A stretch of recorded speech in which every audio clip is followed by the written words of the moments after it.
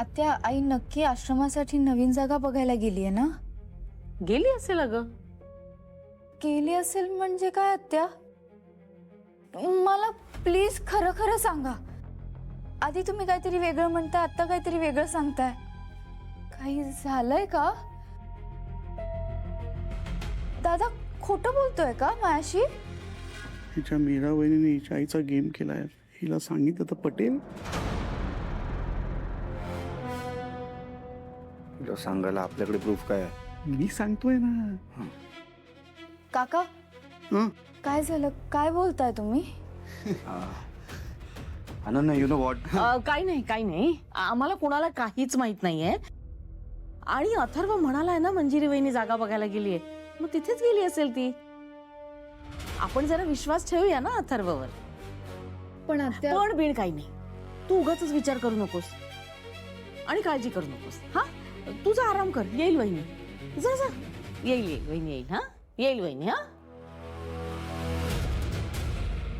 तुम्हा दोघांना तोंड बंद ठेवता येत नाही?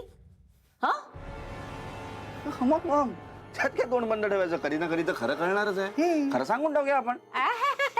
कोण बोलतंय? हा, तुला माहिती होतं काय सांगायचं ते माहिती होतं, तरी मध्ये मध्ये पचकलास. एक तर मुळात सगळं जे काही आहे ना ते तू खोट्याच्या जीवावर मिळवलंयस. तू काय मला सत्याचे धडे देतोस रे? बायको, ते सगळं जाऊ दे. अगं मंजिरी वहिनी मेलीये, तिची बॉडी शोधावी लागेल. तिची बॉडी जर घरात सापडली ना तर सगळीकडे वास पसरेल, वास. तुमचं काय घेणं देणं त्याच्याशी? काय करायचं तुम्हाला? हा, ती मेलीये, ती जिवंत आहे, ती फिरायला गेलीये का ती खड्ड्यात गेलीये, काय करायचं तुम्हाला? तोंड बंद ठेवा असं सांगितलंय ना मी तुम्हाला. एक तर अथर्वने आपल्याला धमकी दिली, लक्षात आहे ना? उगाच अनन्याचे कान भरू नका तुम्ही. आणि जर आईबद्दल काही माहीत नसेल ना तर चुकीची इन्फॉर्मेशन देऊन घरात वाद करण्याचा प्रयत्न करू नका, नाहीतर मला नाईलाजाने काहीतरी ऍक्शन घ्यावी लागेल.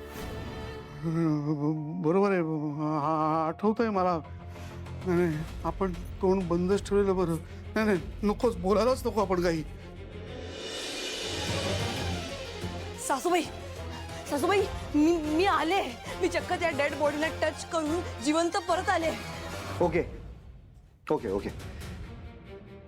माझी माया कुठे? एक मिनिट, तुझी माया नाही, मी माझी माया आहे. हे बघ, मी तुझ्या मायाला खूप समजवण्याचा प्रयत्न केला, पण तिने काही माझं ऐकलं नाही. मा शाणी आहे ती. तिचं असं म्हणणं आहे ना, तिला मंजिरीचा आवाज ऐकू येतो,